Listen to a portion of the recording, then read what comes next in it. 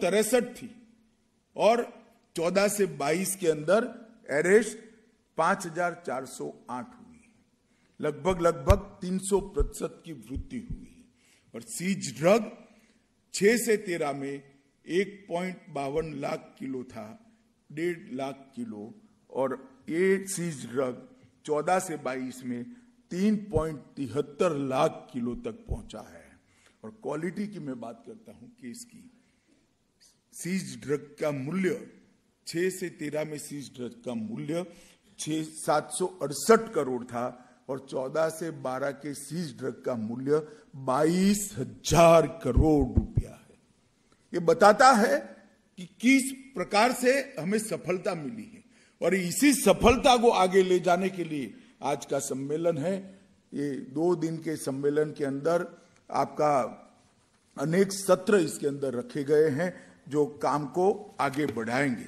मित्रों, हमने एक बात याद रखना चाहिए कि हमने टॉप टू बॉटम और बॉटम टू टॉप अप्रोच से इन्वेस्टिगेशन की दिशा में आगे बढ़ना। अगर एक व्यक्ति नशा करते हुए पकड़ा जाता है या तो एक सप्लायर छोटी सी पुड़िया के साथ पकड़ा जाता है तो हमारे लिए वो एक केस नहीं हो सकता। वो ड्रग देश में कहां से आया वहां तक के पूरे तंत्र के पीछे इन्वेस्टिगेशन करना है। ये जो क्राइम है वो गुनाह का इन्वेस्टिगेशन करने से हमें सफलता नहीं देगा, उसके नेटवर्क का इन्वेस्टिगेशन करने के। तो एक छोटी सी पुड़िया ले जाने वाला आदमी भी अगर पकड़ा जाता है तो ड्रग कहां से आई वहां तक का इन्वेस्टिगेशन करना, और बॉर्डर पर या बंदरगाह पर कोई ड्रग पकड़ जाता है तो वो कौन सी पान की दुकान तक जाना था, इसका इन्वेस्टिगेशन करना पड़ेगा।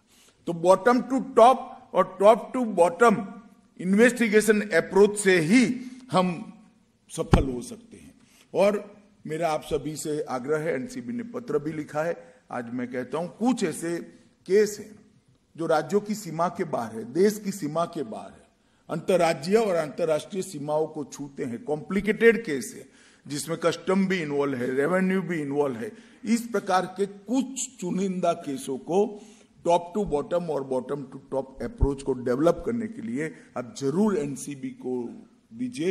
एनसीबी राज्यों के एंटी ड्रग टास्क फोर्स के साथ रहकर इसका अच्छे से इन्वेस्टिगेशन करें।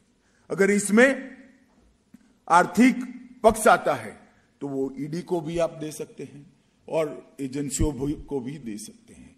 एनआईए बना है, अगर अंतर्राष्ट्रीय स्तर पर जांच करने की जरूरत है तो एनआईए को अब अधिकार प्राप्त है और इसके साथ साथ सीबीआई भी कुछ इन्वेस्टिगेशन में मदद कर सकती है। एक अप्रोच टॉप टू बॉटम और बॉटम टू टॉप अप्रोच पूरे तंत्र के सामने हमने करना पड़ेगा, तभी जाकर हमें सफलता मिलेगी।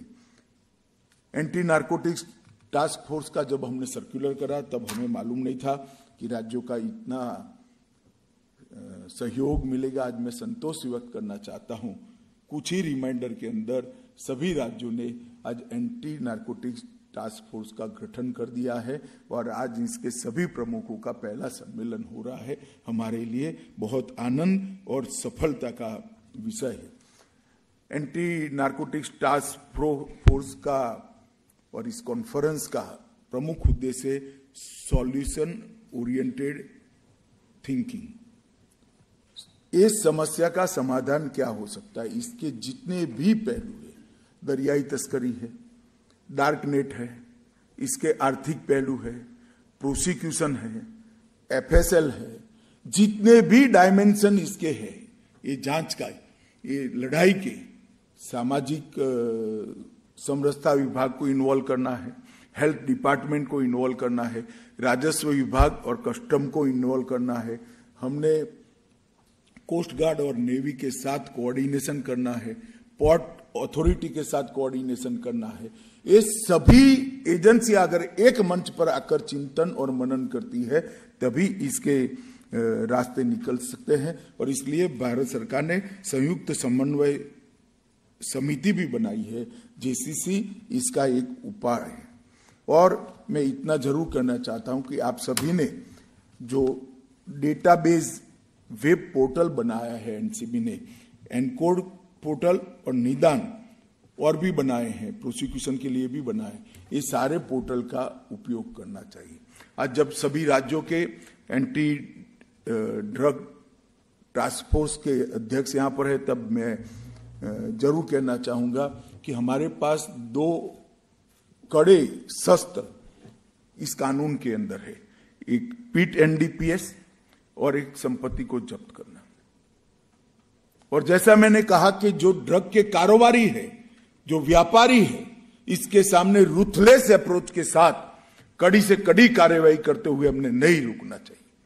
अगर ये करते हैं तभी जाकर इस लड़ाई को गति मिलेगी और लोग इस लड़ाई में आने से पहले अपने आप को 1000 बार सोचेंगे। जो लोगों को आदत पड़ती है ड्रग लेने की, वो तो विक्टिम है, मगर जो पैसों के लिए युवा धन को बर्बाद करते हैं, पैसों के लिए नेशनल सिक्योरिटी को कॉम्प्रोमाइज करते हैं, पैसों के लिए देश के अर्थतंत्र को खोखला करते हैं, इनके प्रति हमारा रूथलेस अप्रोच होना चाहिए। निर्दयता के साथ, निर्ममता के साथ पीट एनडीपीएस और इसके साथ साथ संपत्ति को जब्त करने का, कुर्क करने के जो प्रावधान है।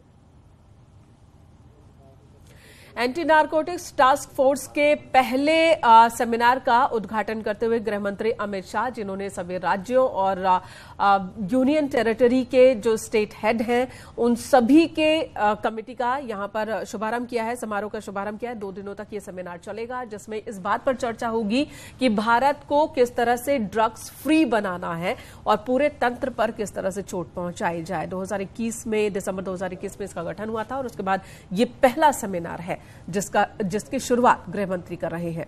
अगली खबर लखनऊ से।